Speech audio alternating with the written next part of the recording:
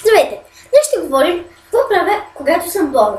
Когато съм болна, правя съвсем много, по-дължо не съвсем, а много странни неща.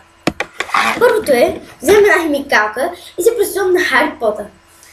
Така, сега ще замръзна. О, виж, без мен. Летящи клинче и аз полетам!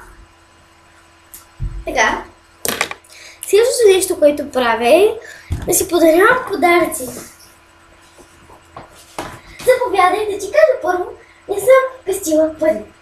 О, благодаря ти! Гребен, който вече имам. Казах ти, не съм пестила пари. Така, следващото нещо, което правя е да участвам по-скоро, може и в Big Brother. Така. Здравейте, вие сте в шоуто на Big Brother. Днес ще говорим за болестта дебилизъм. Тя се обхваща много бързо напоследък. Ако я обхванете, ще излетите в космоса. Няма да живеете. Никога няма да слизате на земята.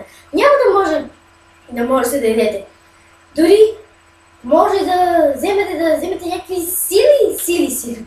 Ще полетите някакси. Ще хванете магически сили.